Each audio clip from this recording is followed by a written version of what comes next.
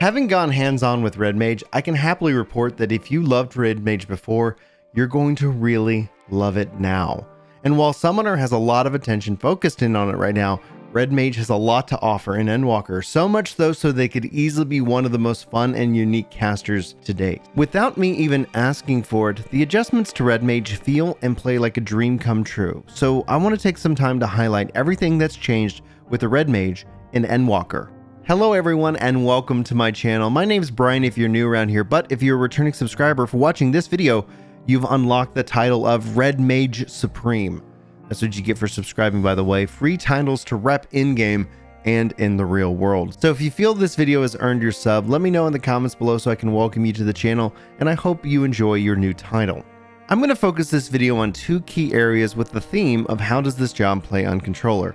The first part of the video is going to go over the Red Mage's traits, and there are a lot of them now, by the way, and then we're going to dive into the skills, highlighting the new ones and showing off how the old skills have been changed in Endwalker. Note that all of this footage and all this information is from a pre-release build and it has not undergone final adjustments, so all content here is subject to significant change. So please don't worry or stress over any of the numbers that you see here in this video. So now let's kick this off with a dive into the trait system. We've seen significant updates to traits in Endwalker, so you're going to see more traits added to all the jobs all across the board.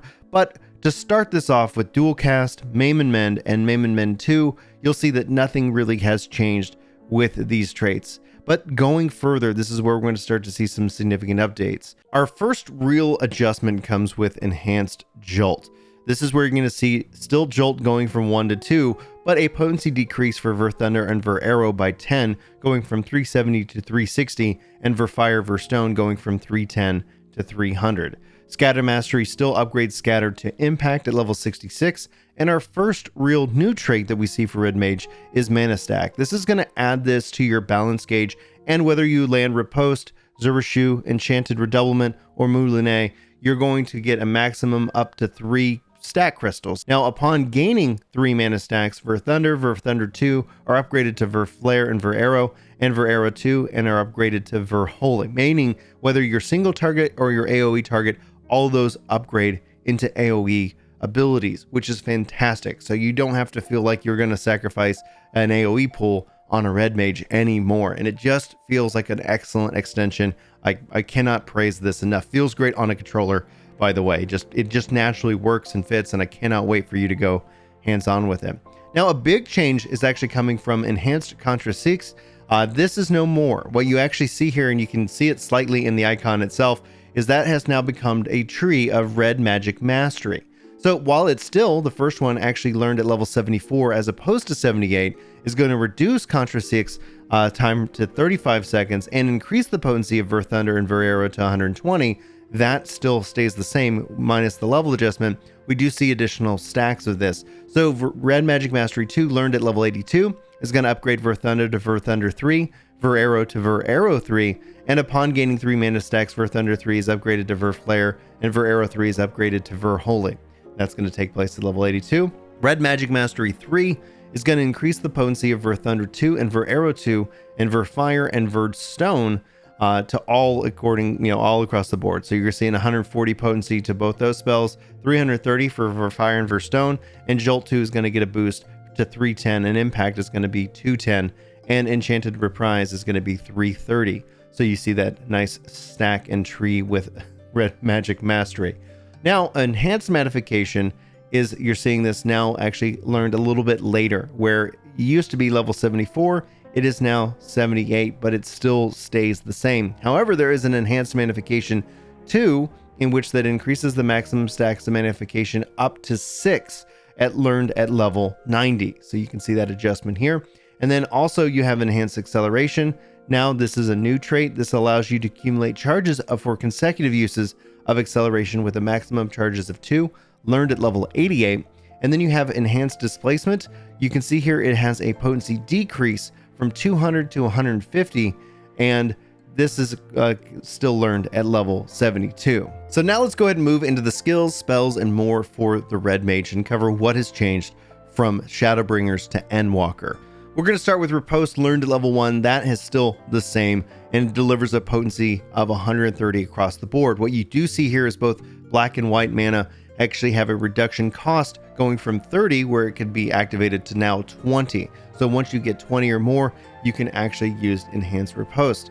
Then you can see Jolt. This is now still learned at level 2, but it's got a potency reduction going from 180 to 170. The additional effect is going to increase both black mana and white mana by 2, where in Shadowbringers it actually increased them by 3. For Thunder coming in here with a 10 potency reduction, it increases your black mana by 6, and it has a 50% chance of becoming Verfire ready, and that can last for 30 seconds. The percentage chance has not changed, but the black mana has been reduced from 11 to 6. So there is a slower filling of the bar, but there's also a slower consuming of the bar as well. So you're going to feel that pretty consistently across the board. You can see here with Corp de Corps, it rushes the target and delivers an attack with a potency of 100. This is a 30-point reduction, but Corp de Corps is going to end up having a maximum of 2 charges, and that's still learned at level 6. So that's a very handy charged ability now, as opposed to kind of a one-off attack. You'll see Ver Arrow here having a 10-point reduction and a reduction of white mana accumulation to 6. Still has that 50% charge of becoming Ver Stone across the board. Scatter is going to see its potency remain the same, but and the same thing with the black mana and white mana is going to remain the same at accumulating at 3 across the board. For Thunder 2 is going to see a potency increase of 120 to 140, so a 20-point increase, and maintain the same black mana increase across the board. For Arrow 2, you see that same potency boost going from 120 to 140, and it's going to have that white mana stay the same at an increase of 7 points, still learned at level 22. For Stone, you're going to see it actually has a potency increase. This is obviously helping with the traits involved, but going from 310 to 330, and a reduction in how much mana it accumulates from 9 to 5. And it can only be executed when you're in Verstone ready as a part of your Red Mage rotation. A Verfire is going to see that potency increase of 20, and a black magic mana like accumulation going from 9 to 5. Same concept, and learned with Verfire ready. And then Zerbashu is going to deliver an attack with a potency of 100. And if you have that combo potency going from Riposte, it's still 150. And the action is upgraded when both black mana and white mana are above 15 or more. And so you see it used to cost 25, but now it only costs 15. Displacement has a potency reduction of 50. It still is that 15 young backstep, but it actually has a maximum of 2 charges, just like with Corp de Corps. So you can have more in and out movement with the Red Mage. This goes really hand in hand with how the bar is filled up and how the bar is then expended. And I think it actually works out really well for the design of the Red Mage, and it feels just natural. Now, Fletch in this case, or Flesh, has a potency reduction of 20, and it's still learned at level 45. And then you can see engagement here it keeps the same potency, and it currently shares that recast timer with displacement, but just like Corp de Corps and just like displacement, and has a maximum of 2 charges. And you'll see here from a leveling perspective, engagement used to be learned at 72. It is now learned at level 40, which goes in hand with displacement. So that's going to be something you'll have as an option for you as a new Red Mage. Redoublement is same potency across the board. Combo action still going to be Zerbashu, and that has a potency of 230 as well. And the action upgrades if both black mana and white mana are 15 or more, where before it was set to 25 or more and still set at level 50.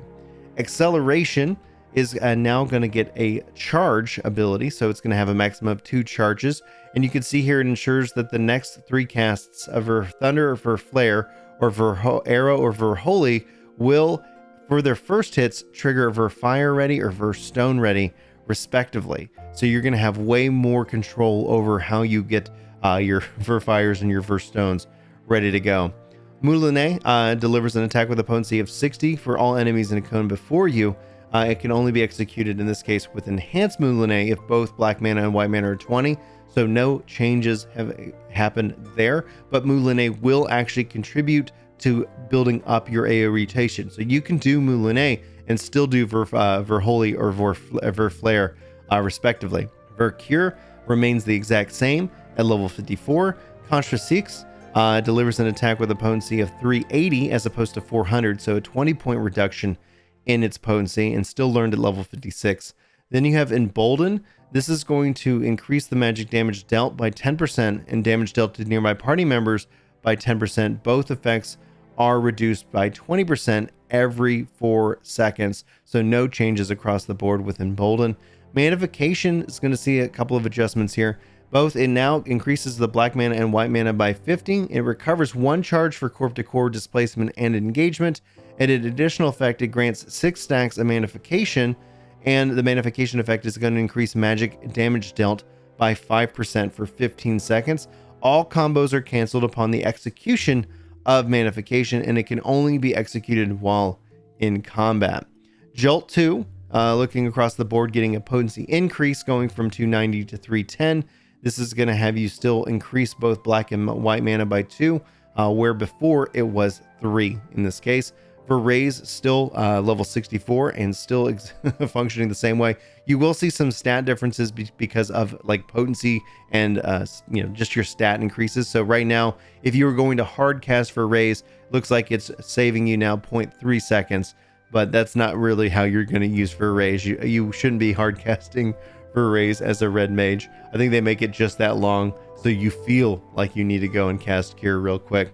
Impact is now have a potency of 210. This is a reduction by 10 from 220, and it's going to accumulate black and white mana by 3 points, which is the same, and it's still learned at level 66. Reprise has keeps its potency of 100, and the additional action granted, Enhanced Reprise, is both from black white mana and white mana is equal to 5 or more. Now, here's where we're going to get into some upgraded spells that don't have a counterpart in Shadowbringers. So you get Ver Thunder 3. This is going to deal lightning damage with a potency of 380, increases your black mana by 6, and has a 50% chance of coming Ver Thunder or Ver Fire ready. Then you have Ver Arrow 3. This deals wind aspected damage with a potency of 380, increases black and white mana, or increases white mana by 6, and additional effect is going to be 50% chance of becoming Ver Stone ready, and those are learned at level 82. You have Magic Barrier. This is going to reduce magic damage taken by self and nearby party members by 10%, while increasing HP recovered by healing actions by 5% with a 10-second duration, learned at level 86 with a 120-second recast. So every 2 minutes you can be popping Magic Barrier, which is just going to enhance the overall flow of battle and kind of take a little pressure off you or your healers, depending on what is going on in the fight itself. Now we get into our enhanced versions of our abilities with Enhanced Riposte, with the potency remaining the same at 220, but you're going to see here the black mana and white mana reduction in cost going from 30 to 20, so it's going to burn down that gauge a little bit slower. It's also going to give you that mana stack, which you need 3 of those to be Verholing and Verflaring in this case. Enhanced Zurishu keeps the same potency. It's going to still combo off of the previous abilities and maintaining that 290. It's going to grant you that mana stack, and instead of costing 25, it's only going to cost you 15. Enhanced Redoublement is going to maintain the same potencies across the board, but it's going to reduce its cost to 15, and all those again still bringing you those mana stacks. Here you can see with Moulinet, it's got a potency reduction going from 200 to 130. It's still going to get you that mana stack, so you can actually AoE rotation and build up your mana stacks, and I really appreciate that about the flow. It still costs 20 mana across the board, black and white, to be able to execute that. Now, as we get into Verflare, we can see here the new Verflare is going to deal fire damage to the target, all nearby enemies to it, with a potency of 580 for the first enemy and 60% less for all remaining enemies. And this is a 20-point reduction, but it's still going to do AoE damage, in this case at a 60% cost to that AoE, which is great because it was not an AoE before. So there you go. You're getting a little bit extra, kind of offset by that 20-point potency. The combo action is going to be Enhanced Redoublement, and the additional effect here is it's going to increase your black mana by 11, has a 20% chance of becoming Verfire ready, and that can last for 30 seconds, and has a chance to become Verfire ready, increases to 100% if white mana is higher than black mana at the time of execution. Isn't that fascinating? I tell you, it's so cool to see. It's going to cost you a stack of 3 of your new mana stack system. So just slight potency adjustments, but overall across the board for Flare getting more interesting, in my opinion. For Holy, same concept. You see a potency reduction of 20, but it is now also an AoE ability with 60% less for all remaining enemies. Enhanced Redoublement's what's going to trick this up. Increases your white mana by 11 and has a 20% chance of becoming Verse Stone ready, where that increases to 100% if your black mana is higher than your white mana at the time. It's going to cost you 3. Enhanced Reprise is going to deal unexpected damage of 330, which is a 30 potency increase, and it's going to cost you 5 black mana and 5 white mana.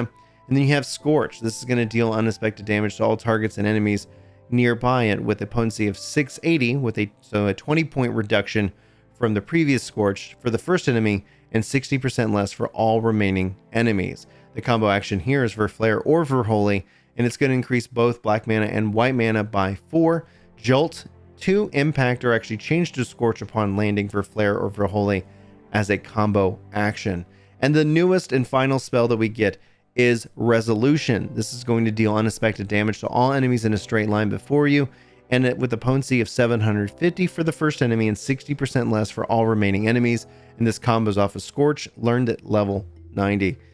So essentially increase both black mana and white mana by 4. Scorch is actually changed to Resolution upon landing Scorch as a combo action. So as a controller player, I can tell you hands down, this is what I love to see. We don't need to sit here and have this one button ability off that I only use occasionally. I like that these abilities, when executed right, you're rewarded with your abilities on your bar upgrading and allowing you to execute those very comfortably, and it feels fantastic. And honestly, at the end of the day, Red Mage looks fantastic. These are the abilities, these are the skills, these are the traits. Hopefully this helps get you excited for Endwalker, and I cannot express how much Red Mage is fun to play, and I'm very excited to get your thoughts on the job. Hopefully you end up enjoying how it plays itself. If you guys have any questions or you need me to explore any of the concepts here in this video, please sound off below. If you feel like I earned it, please subscribe and hit that like button.